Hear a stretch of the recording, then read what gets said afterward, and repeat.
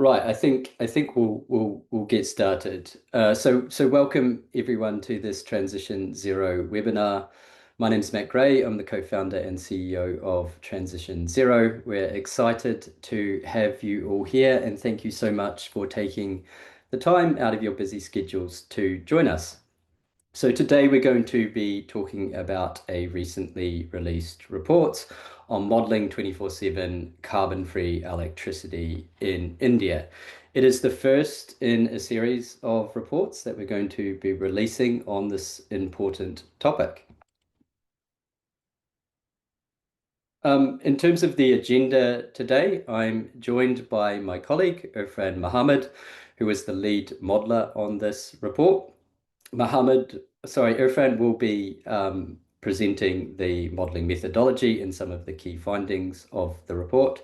We also have a fantastic panel of Indian experts who are going to provide some reflections on the reports and answer some questions that I will pose to them.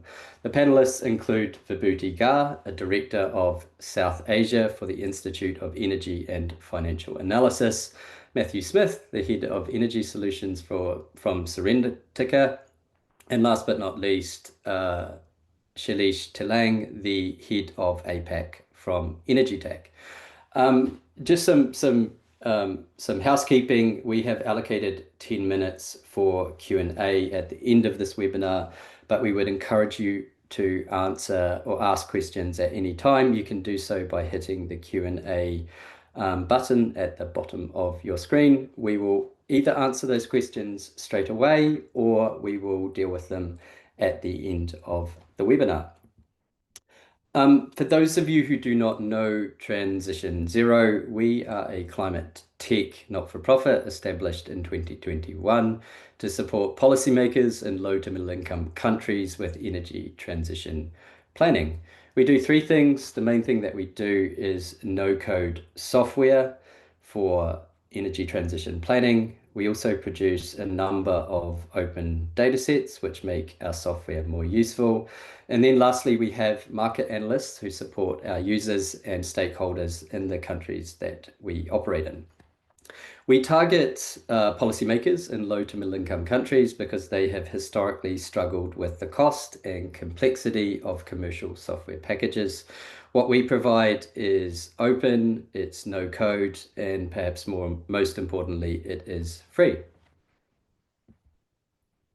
Before I hand it over to Irfan to dive into the report, I want to just talk quickly about what 24/7 CFE is, why it's important, and then let you know about the publication schedule for the other reports. So 24/7 CFE is a demand-side measure. It is a way to purchase and account for clean electricity on an hourly basis. 24/7 CFE is becoming an increasingly important topic. The main reason it is becoming important is because hourly matching is mentioned in the proposed revisions to the Scope 2 accounting guidance under the Greenhouse Gas Protocol. For those of you who do not know about the Greenhouse Gas Protocol, it is the gold standard for emissions reporting by companies. At Transition Zero, we believe in locally led least cost energy transition planning. And we see 24/7 CFE as one measure that can help support that outcome. In terms of the publication schedules, so we released India a couple of weeks ago, and we plan to release similar reports for Japan, Taiwan, Malaysia, and Singapore in September. Once we publish the final report, we will also be making the models associated with these reports publicly available under an open source license. That those models will be available under in our GitHub repository. And also to mention Scenario Builder, our no-code modeling software, we are going to bring on India onto Scenario Builder. So please do register for access, and we will share access to Scenario Builder. And also to mention, subject to resourcing, we hope to bring on a CFE feature, which will allow any user who has access to Scenario Builder to replicate what we have done with these reports, which is something we are particularly excited about. And I think there should be a link in the chat to give you access to register for Scenario Builder. And then just lastly, we would also like to acknowledge those academics who have pioneered some of the modeling behind 24/7 CFE. So the reports that we have done for India and what we plan to do for other Asian markets is built on a body of research from universities such as TU Berlin and Princeton University, and we are very grateful for the support that they have provided us, and also just to mention the models that we have developed are based on the PIPESA modeling package. Irfan, over to you. Thanks, Matt. Hi, everyone. So as Matt has mentioned, I'm the modeler for South Asia here at TransitionZero, and I'm the lead modeler for this report.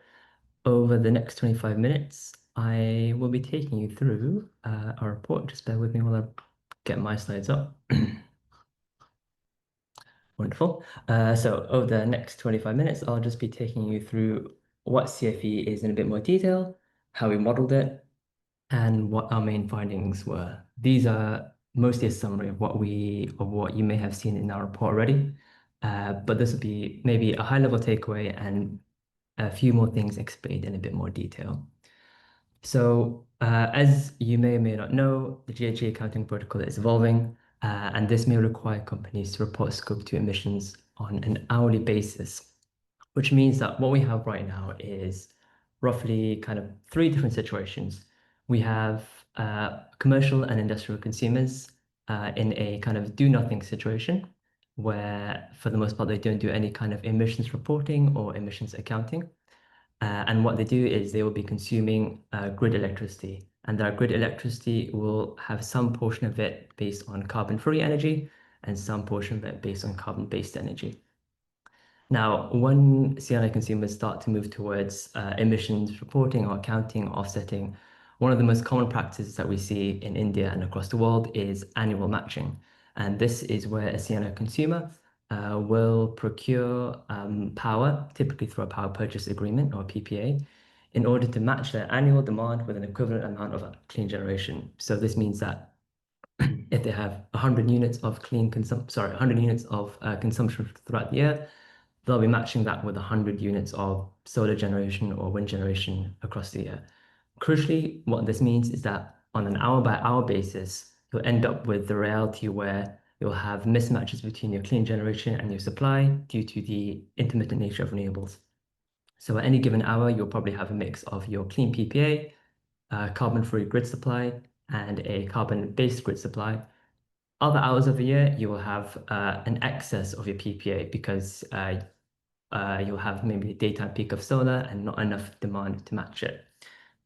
The third situation, which we're exploring in a bit more detail in this report, is where CNI consumers voluntarily move towards a 24/7 round-the-clock or carbon-free energy approach, where at every hour of the year, they will target a specific CFE score. So for example, if they target an 80% CFE score, they will aim to have 80% of the energy throughout the year from carbon-free sources.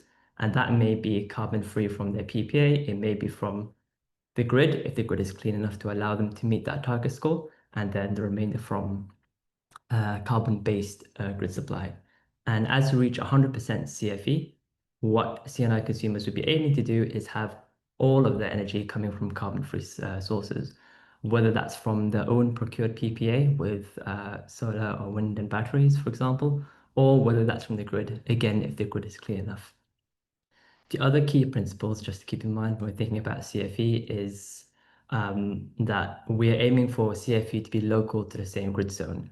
We are aiming for CFE procured capacity to be additional to the grid, so we don't double count things like NDC targets or the 500 gigawatts target that India has. And obviously this has to be matched hour by hour. So now that we've looked a bit more into what CFE is, I just want to spend a few minutes talking about our study approach and how we modeled CFE in India, just so we can all appreciate the findings and maybe engage a bit more critically with the discussion later on. So the first thing we did was we developed a representative NDC compliant 2030 grid.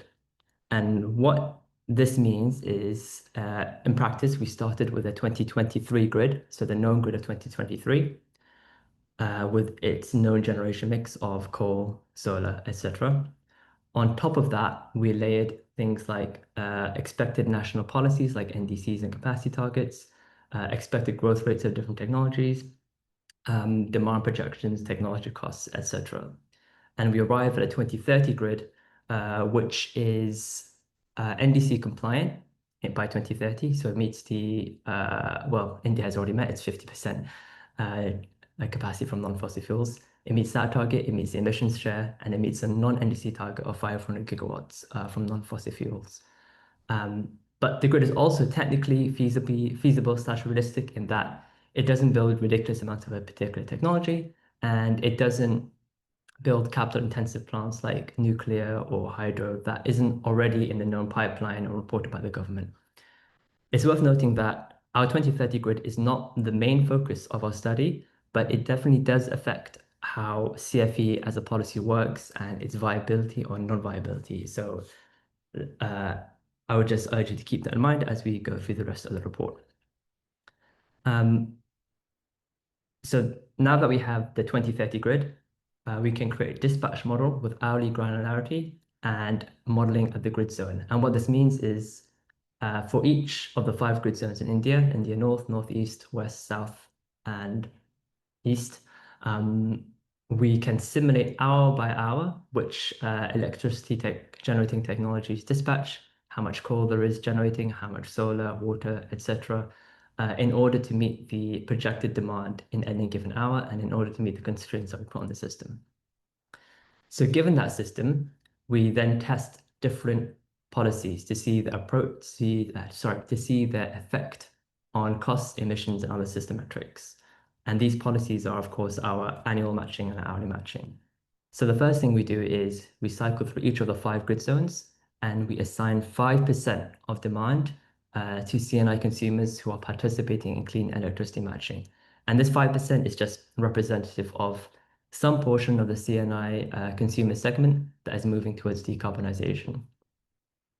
For this 5% of demand, we model that 5%, this participating CNI demand, as either following an annual or an hourly matching regime. What happens is that CNI consumers have to procure PPAs in order to be supplied with that clean electricity. And those PPAs are then expected to trigger additional capacity build. So additional solar, additional wind, batteries, etc., as required for them to meet the annual or the hourly matching targets. Now, how much capacity gets built in a model, that's something that we let our model and we let Pipestar optimize. So I'll look at the most cost optimal way to build the required capacity in order for this participating CNI demand to meet its annual or its hourly matching targets. Finally, we aggregate these grid zone level results together and assess the impact on the schemes on consumers as well as the wider system. So before I go into the results, I think it would be useful to give kind of an executive summary, a key high-level findings from what we found in our study. Now, what we found is that carbon-free electricity or hourly matching or around the clock, however you want to term it, can bring benefits to both the system and CNI consumers over and above annual matching. And the reason this is the case is a number of reasons. 70% CFE, so when participating CNI demand targets 70% carbon-free energy around the clock, that can provide multiple benefits to the power sector in 2030 over and above annual matching. It can be delivered at lower cost to annual matching. It can deliver lower emissions than annual matching. And for CNI consumers, it provides more energy security because of the prices they have locked in through the PPA. They've got increased reliability of energy supply through the PPA, and it's more reliable than annual matching. When CNI consumers participate in any level of CFE, there are system benefits. And what I mean by that is, and this is something that we'll go into as we go through the findings here, is that as India's grid gets greener, as we put more renewables in the system, we have to be more thoughtful and more intentional about how we integrate further renewables. We can't just keep expecting to put extra solar and extra wind onto the system and expect to get the same level of cost reductions or emissions reductions. What's going to happen is you're going to get curtailment, unwanted market effects, zero price arrays. So policies like granular accounting and hourly matching help to support a more effective and a more clever integration of renewables onto the wider system. Finally, what we found in India is that solar and wind and batteries form the backbone of a successful CFE portfolio. Because India already has the benefit of having very low capex costs for solar and a increasingly maturing battery sector, what this means is that CFE, even at high levels, is definitely within reach. There are still some barriers to overcome, but India is already very well placed for CNI consumers to start looking towards annual hourly matching and granular accounting. So let's look a bit more into the results in more detail. So the first thing we're going to look at is net system costs. And this is one of the main findings from our report. What we're looking at here is a graph of the net system costs under each of the annual and hourly matching schemes in comparison to our do-nothing approach. So what are the changes in capital costs, which are in green, and these indicate where you're having to build more solar, more onshore, etc. And what are the changes in the operational costs in orange, which you'll notice are all negative. And that's because what's happening here is as you're building out more renewables with their cheap marginal and operating costs, that is helping to displace expensive fossil fuel generators and expensive generating technologies, which results in savings to the system. In our study, what we're expecting in terms of the flow of money is that we're expecting the capital costs, the portion in green, in positive, to be paid for by the CNI consumer through their PPAs, and they will see other benefits. But the segment in orange are savings that we expect to see to the system and to the grid as a whole. That line in the middle that you see is the net system benefits, which is a sum of the capex and opex changes. Now, our first finding is that 70% CFE can be delivered at lower cost to the grid, 35% cheaper, in fact, than annual matching. And there's two main reasons for that. One is your capital cost of 27,000 crore is obviously lower than under annual matching. And that's because you actually have to build less capacity because you're being more careful about the synergy between renewables and batteries. And again, we'll go into that in a bit more detail in the following slides. The second reason why it's cheaper is that it is offsetting or creating more grid savings than under annual matching. And again, the reason why that is the case is because under hourly matching, you're using your renewables more effectively and helping to displace more expensive coal generators, and you're doing it more effectively than you're doing it under annual matching. And you'll also be displacing carbon emissions through these expensive coal generators. And what this means is that you have a lower net system cost compared to annual matching.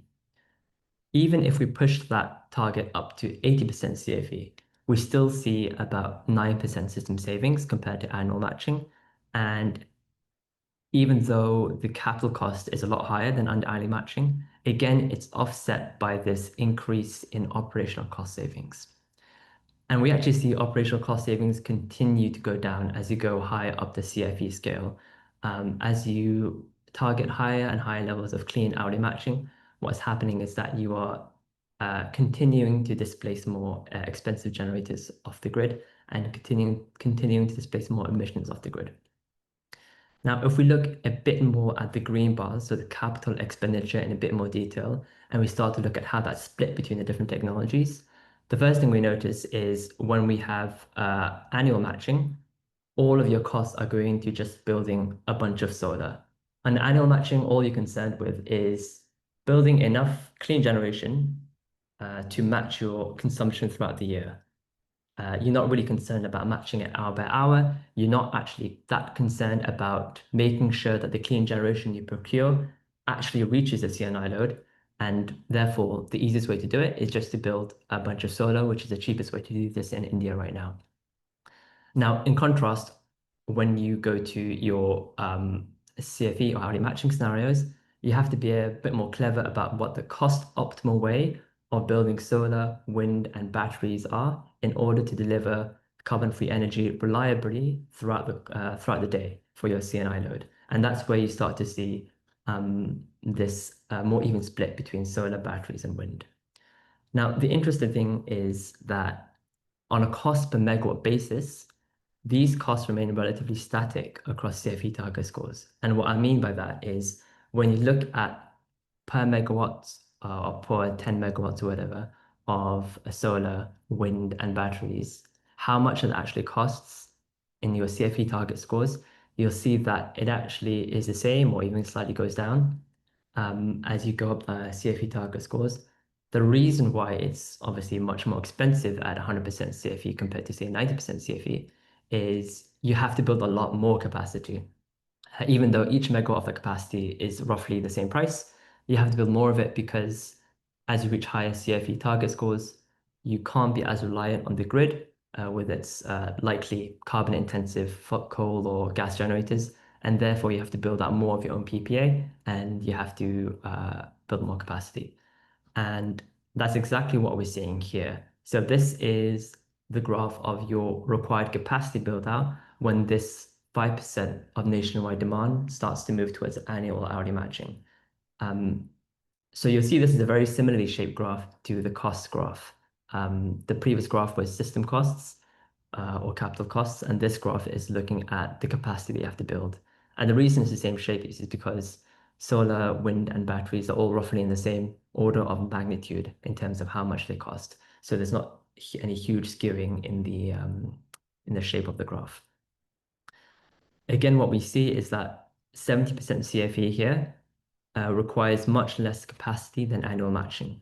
And again, like I've been saying, it's because under annual matching, you are being a lot more intentional and a lot more effective and a lot more optimal about how you're combining your solar, your wind, and your batteries in order to deliver carbon-free energy around the clock in a reliable way. And what we are seeing is that typically the best pairing of clean generation with batteries is about 1 megawatt of generation with around 2 megawatt hours of storage or half a megawatt of storage.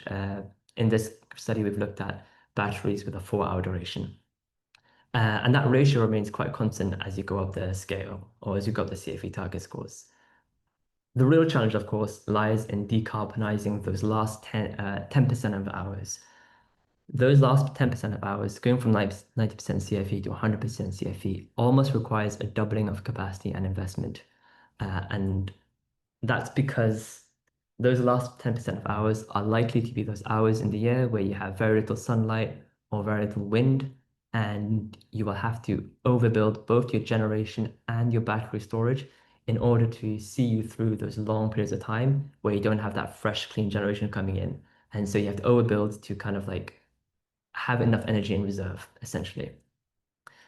When we're looking at the oversizing ratio between kind of your peak demand of your CFE and how much you're having to build in order to accommodate the demand and the peak demand, that oversizing ratio is about 3 times at CFE 70% and about 10 times at 100%. If you're just looking at the generators and not the storage, that ratio is more like two times to 6 times. So I talked about this kind of increase in the last 10% of hours. And there are probably more than two ways, but there are two ways you can kind of flatten that last 10% of hours or make those last 10% of hours easier to decarbonize. The first way is by incorporating clean dispatchable technologies like gas CCS or hydrogen and co-firing, ammonia co-firing. And what that allows you to do is you have clean dispatchable technology, which you can deploy during those hours where you have no sunlight or you have no wind. Unfortunately, we haven't modeled that quite yet here in India, but it's something we are planning to do. The other thing you can do is look at long duration energy storage. And that's another way that you can kind of buffer those long periods of no renewable generation and save up your solar and your wind from, say, a week ago to see you through a week of renewables famine. We have tested long duration energy storage, and what we found is that right now it has a limited part to play. When we let long duration energy storage build in our model, the cost optimal solution was only to build about 200 megawatts. But that 200 megawatts, if I go back to the last graph, displaced or brought your 61 gigawatts of batteries down to 58 gigawatts. So it's having a large effect relatively. That 200 megawatts is displacing 15 times its capacity in regular lithium-ion batteries. But currently, it's limited by its high capital costs. And if long duration energy storage and CFE is going to become more viable, there needs to be some kind of technological cost reduction or some kind of supporting policy to allow long duration storage to be more viable for the CNI consumers. So the next thing I want to look at is emissions. Now I mentioned emissions briefly earlier, and what you're looking at here is the emissions rate of the system as a whole.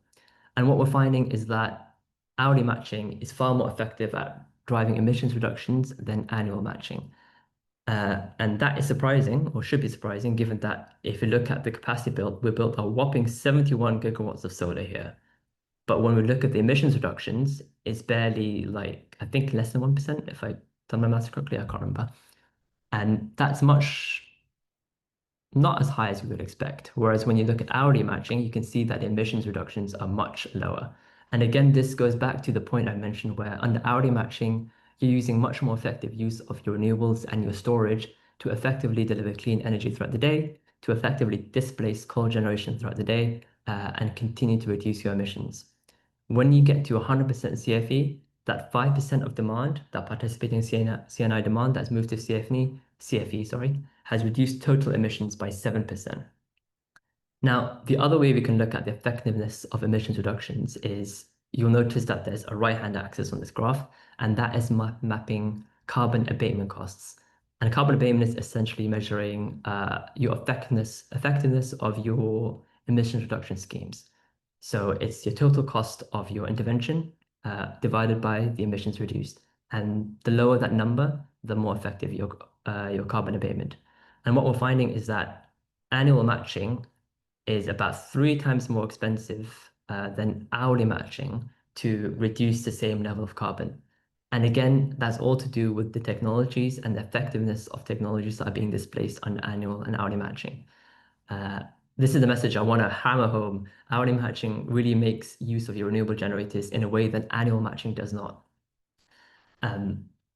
Before I go to kind of the closing thoughts, I wanted to show you perhaps how this is happening in practice, how 100% CFE actually works from the viewpoint of the CNI consumer. So what we have in front of us is a dispatch plot. A dispatch plot is essentially, this is just an indicative day, March 18th, 2030. What it's showing is hour by hour, how much electricity is being produced from your different generators, solar, wind, batteries, in order to meet your load, which is here in purple. So this load here. This is a CNI consumer under 100% CFE. So they're completely reliant on their own PPAs, which is why you only have solar, wind, and battery generating, and they're not using any energy from the grid. So just to help you understand exactly what's happening here, I'm going to point out a few key things about how clean generation through the PPA is reaching the CNI consumer. Firstly, you've got solar and wind both serving the load during the day and then charging up the batteries during the day. So this portion here is it meeting the C and I load, making sure there's enough electricity for whatever your CNI demand is. And then the excess here is being used to charge up your batteries. And it's excess because the dispatch is negative, which means it's charging up the battery. Now, that excess means your batteries are nice and charged, which means that during the evening and the morning hours, you can see that the area in blue represents the batteries serving the load during the evening and the mornings and making sure it has enough carbon-free energy to last it throughout the night. Finally, periods of excess solar, battery, and storage are sold back to the grid at times of most value, i.e. during the morning and evening hours. A couple last things. When we look at the energy balance for the CFE loads, so when we look at how much electricity is being consumed from the grid versus how much is being consumed from the PPA versus how much is being sold back, like we've mentioned earlier, under 100% annual matching, you have a lot of this excess electricity, which is wasted and has to be sold back to the grid because of those mismatches between supply and demand. Whereas on annual matching, whereas on the hourly matching, you see very little of the sellback. It's only at 100% where you see the sellback happening because of the level of overbuilding required. Similarly, when we look at curtailment of PPA generators, you can see that curtailment is actually very manageable up until maybe 99% CFE. Again, hourly matching, because it's a cost optimal approach, you are trying to make best use of the PPA procurement that you have, and you want to waste as little as possible. Now, when you reach 99 and 100% CFE, because of the level of oversizing required, what you're seeing is curtailment. And you can actually see in this graph here, these flat areas where solar could be charging on the batteries more, is being curtailed because the batteries are full or whatever. And you are kind of losing all this excess energy here that you could be usefully using. And that's just because right now the battery and long duration battery costs are such that it is cheaper to waste the energy than it is to build more batteries to store that energy. So closing thoughts. You can read a lot more about this in the report if you're interested, but there are obviously going to be limitations and caveats with our study. Firstly, our choice of reference scenario. We picked an NDC compliant grid by 2030. But of course, forecasts are always uncertain. The potential demand and generation in 2030 could be very different. There can be an open question about whether India meets its NDC targets in 2030. There could be other policy targets that come into play and other sensitivities like weather sensitivities and fuel price sensitivities. We have modeled a CFE as a policy in the way that we think is most faithful to the current Indian market, but there are lots of things to consider on top of that, such as grid surcharges, tariffs, state policies, etc. And there are obviously steps that have to go from this modeling to informing policy making. And finally, looking beyond India in the future, TransitionZero are looking at the same question in other geographies, and we can't take for granted that the conclusions from India are applicable to other countries as well. So we have to keep that in mind. And similarly with the impact of new technologies like gas CCS, we have to also evaluate and think about how that can affect CFE and how that varies again between different countries, because these technologies have different impacts and different viabilities in India versus other geographies. I just want to repeat the acknowledgements, as Matt mentioned in the start, to you, Berlin, Princeton, and reports from the IEA. I also want to thank everyone on the panel who helped feed into early versions of this report, as well as the Vasudha Foundation and other reviewers who chose to remain anonymous, but whose insights were invaluable. With that, I'll hand back to Matt to start off the panel discussion. Thank you very much. Thank you, Irfan, and thank you for staying on time. You were perfect in that regard. Wonderful. Right, so I'm going to share my screen again.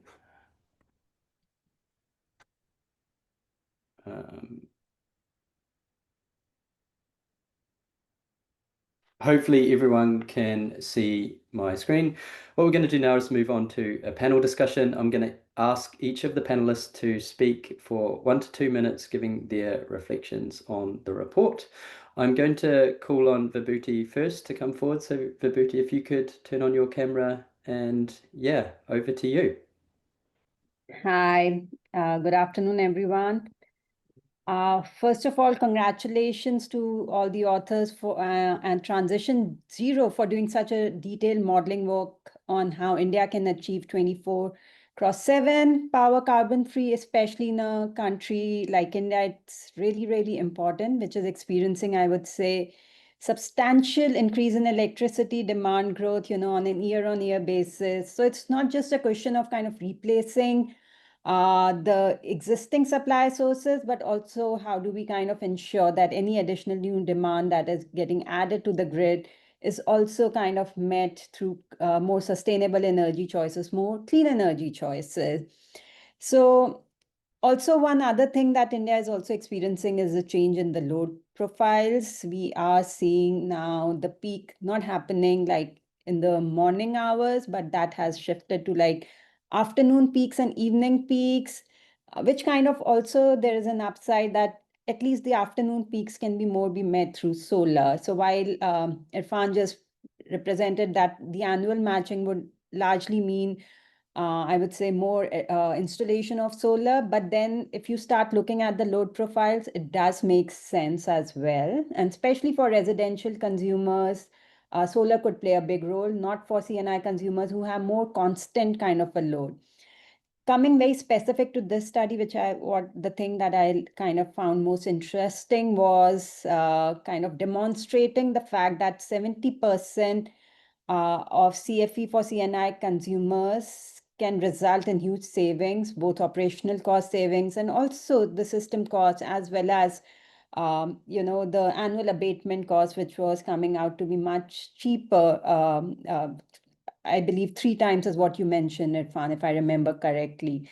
So again, clearly demonstrating that, rather than not doing anything at all, just because the cost of 100% CFE is much, much higher, but at least you can start somewhere, start with 70% hourly matching, and, then gradually shift to 100% matching. Definitely, we are seeing the benefits. We are seeing, with the decline in the cost and improvement technologies where the CUFs are increasing, we are not too far away from, when the system costs will be much, much cheaper, even with including long duration energy storage or other, I would say, demand side management techniques that we will be able to kind of demonstrate huge cost savings even for 100% CFE.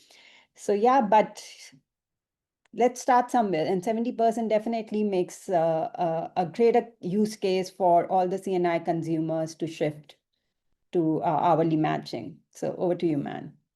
Thank you, Vibhuti. I'll now hand it over to Matthew. Hi, Matt. Hi, team. Congratulations on the report. Yeah, so here at Serentica, we've already got 4 gigawatts of wind solar storage under construction, all for providing these round-the-clock products of different firmness. So, this is something very close to the heart of what we do here. Especially my team, what I generally am doing is trying to find the exact combination of wind, solar, storage, how much we can price it, what are the sort of terms and conditions that give a good solution for us and our customers, who are both government entities and also CNI consumers. But a very timely report, and I think India is a great market for it because we're the most advanced in the world, I believe, in these hourly firm matching products, because we've been having tenders with round-the-clock requirements for 2020. And I think now, since then, almost every conversation you have with a large CNI customer, they're asking for some sort of round-the-clock RTC, because basically environmental reasons for sure, but also just simply people want a firm supply of electricity and they want a financial protection of electricity costs. And hourly matched renewable products in India, they give that assurance to customers. So it's a really exciting place to work because I see this as the next frontier for renewable integration across the world. So it's great. It's great to see this and see that your findings back the potential for what we're seeing on the ground for even more RTC products and firm renewables. Great, thanks, Matt. And then just lastly, we'll hand it over to Shailesh. Shailesh, if you could just keep it to 1 minute, then that will give us some time to ask you all some more detailed questions. Yeah, thank you, Matt. Congratulations on the report. I think this is very timely. My reflection on the report is mainly around a conversation around 24/7 CFE in India and other parts of the world. So what we have seen, especially through our work at EnergyTag, is in the European Union and US, 24/7 CFE is basically looked at corporate climate leadership and need for credible carbon reporting and regulatory requirements. However, when you look into India and other Asian markets, the conversation is more around like more pragmatic system-oriented focus, such as like grid reliability, cost-effective integration of renewables and supporting industrial competitiveness, etc. That is the reason this study is very important and very timely in my view, especially 70% CFE, as Irfan just mentioned, can reduce the system-wide cost. And I think this reinforces one of the key important point is like building solar is not enough, like without storage and demand side flexibility, solar heavy systems can increase the balancing cost, and that's where the role of 24/7 or hourly matching is even more important. Yeah, thank you. Great, thank you, Shailesh. If everyone could just turn on their cameras now, and we'll just have we'll move to the Q&A session. I first want to start by bringing in Vibhuti. So Vibhuti, you've been covering like the Indian market for over a decade now. You're sort of my go-to person whenever I want to understand India, and my question reflects that. So my question for you is, how important is 24/7 CFE in India's current policy landscape? Is it a high priority, or is it sort of seen as something that's more important to some of the other more mature markets in Europe and the US, where we see higher penetration levels of variable renewable energy? I would, if you just look at how the renewable energy share is changing. So, we have about 48% of total installed capacity, which includes large hydro as well, as per the current numbers. But in terms of generation, the share of renewable energy has gone up to 27-28% now. And also, as you were projecting, like the 2030 goal, India has kind of put a target of 500 gigawatt of renewable energy by 2030. So given the current situation and what India is targeting at, I don't think so the policymaker or the government can shy away that how do we kind of, with such an increasing share of, renewable energy, we really have to make it more reliable and consistent source of supply. So we really need to have this 24/7 CFE. So it's not something I would say the Indian policymakers are pretty cognizant, and it is quite relevant given the current situation. As the other panelists highlighted, that there is a lot of demand from corporates driven by the net zero targets, that they really want to ensure that they are only using the clean energy source alternative. Also, if you will look, the way the Indian tenders have evolved over time. So clearly, the focus initially was more on plain solar, vanilla, and wind contracts to begin with, post 2014, when the auction mechanism was introduced. But 2019 onwards, it's more in terms of reliable source of supply. How do we combine different sources through storage or hybrid, wind solar hybrid, along with energy storage? So that's the kind of tender evolution, and that's where there has been more government being more responsive to meet the buyer's kind of preference, which is now more stable 24/7 clean energy power. So there is a demand, and that's why the policymakers, as I said, have evolved their tender designs, and now we don't see any longer plain vanilla solar or wind contracts. It's wind solar hybrid, or we have now fixed dispatchable renewable energy. So that also kind of addresses, it's not only the annual matching, but they are also ensuring that, on a daily basis, on an hourly basis, they do get more clean energy power. And it's not like limited to, again, annual matching. So I think there already has been a shift, and the new age tenders are reflecting that shift. And yeah, the reasons are more demand from corporates as well as from the grid operators, because otherwise managing the grid becomes increasingly difficult if you just kind of keep putting only solar and wind into the system, and then it's left to the grid operators to manage the grid stability. So these kind of tender designs do address even the grid stability issues. That's great to know. Matt, I'm now going to come to you. So you and your company are heavily involved in developing clean firm portfolios in India. At TransitionZero, we have a culture of giving feedback. So on that note, I want your honest feedback on the report. Do the report findings reflect what you are seeing on the ground? And in addition to that, in your opinion, what is the most important modeling variable when it comes to understanding the risk of delivering clean firm portfolios? Great. Thanks, Matt. Look, I think definitely the major findings are something we fully agree on, which is that hourly matching is providing value to customers. And it's here, and we can see that from all of the tenders signed and the way we're going. Everything else is a modeling detail. As you try and model a country as big as India over a huge time frame, then there's always going to be differences in assumptions, but that finding is one which we have, which we're agreed on. I think one main difference is that you've taken a very grid regional approach, which is common to how 24/7 renewables is looked at across the world.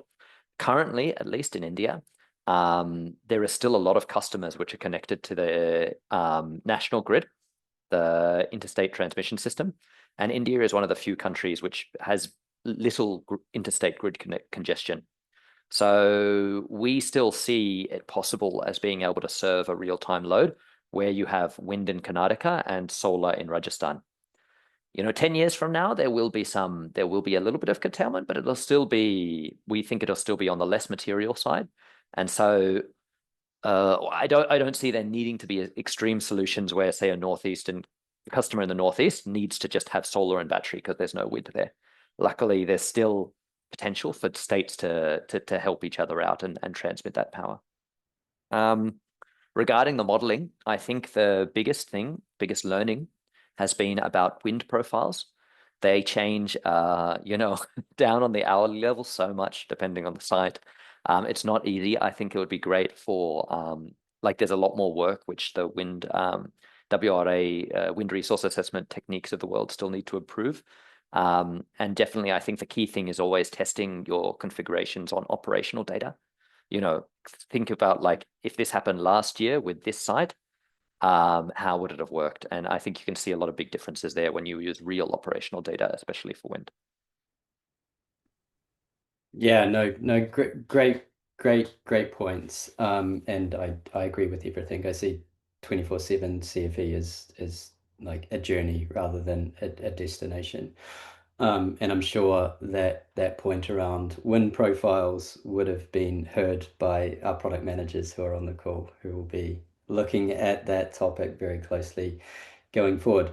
Shailesh, now I'm going to turn to you. So EnergyTag heavily involved in 24/7 advocacy and establishing a marketplace for this new way of accounting. Just want your thoughts on how this conversation around 24/7 differs from the one that we see in the US and the EU.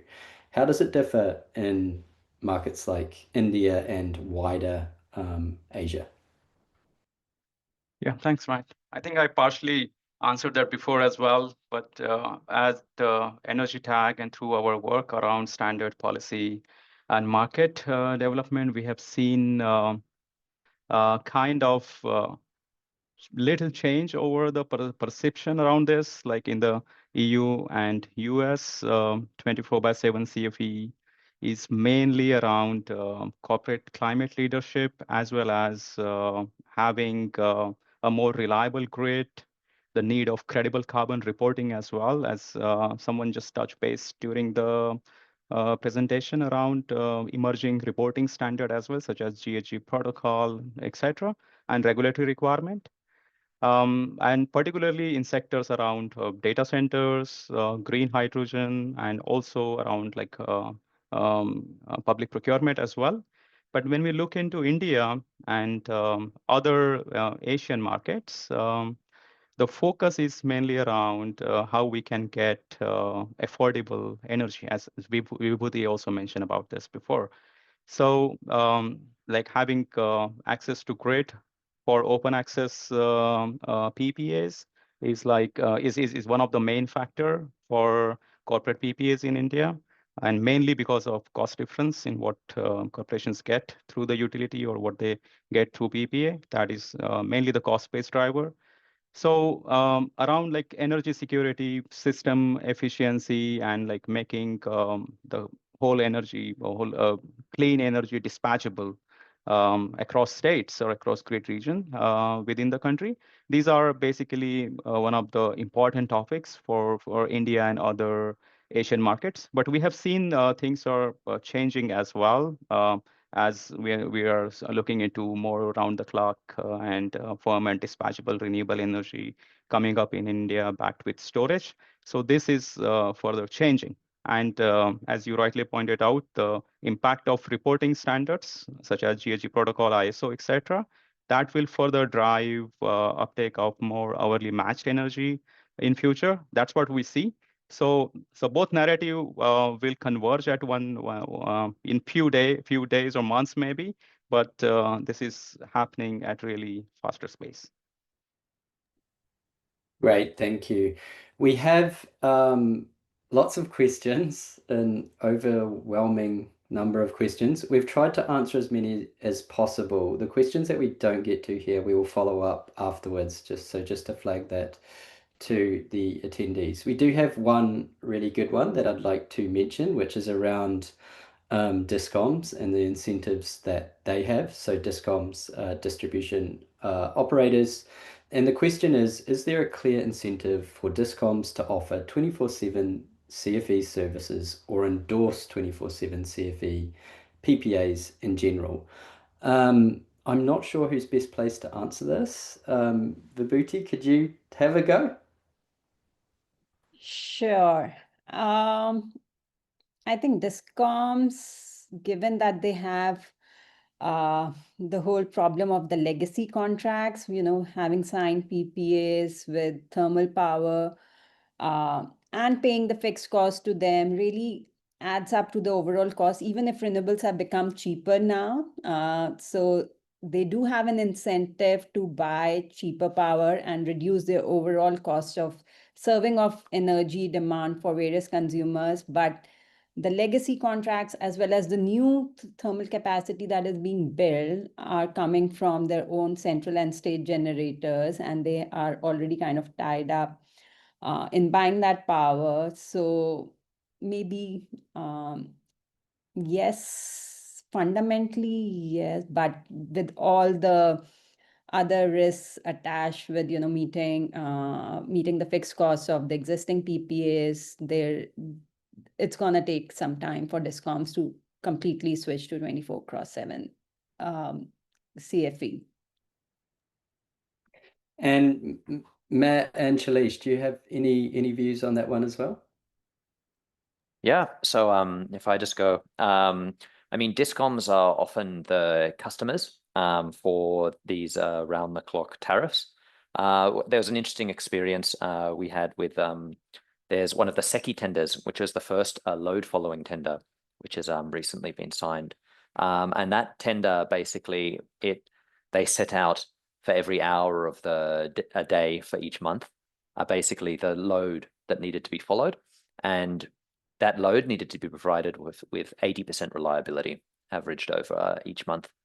And so that load, we were actually involved where the discoms were designing this tender. And so there were a lot of iterations. Okay, should we go 90%? Should we go 70%? Should we go 80%? And okay, thinking about here's the solar that I already have. Here's the kind of demand profile of my customers. How do we create a product and a time match product which works best for us? So it's definitely a solution which is really helpful for discoms, especially since in India, some discoms have bigger portfolios and better capabilities to manage variable renewables than others. And so sometimes it's quite useful to have matched profiles to help them with that management problem to meet their loan. Shailesh, anything to add there? No, I think Matt covered it very well. But I just wanted to say that it's actually beneficial for discoms to even come up with 24/7 CFE products. And it all started with green tariffs few years back to serve or to cater the demand from corporations having science-based or net zero targets or RE100 targets. So this is similarly 24/7 CFE products can also help corporations as well to enable their 24/7 claims, as well as help discom to save on their system balancing cost. Yeah, completely agree with all of those points. We're quickly approaching time. There is another outstanding question in the chat, which is around whether we can expand this analysis to the UK. We will follow up with that person after this webinar. I'd just now like to finish things off, so I'll share my screen again. Here we go. Hopefully everyone can see my screen.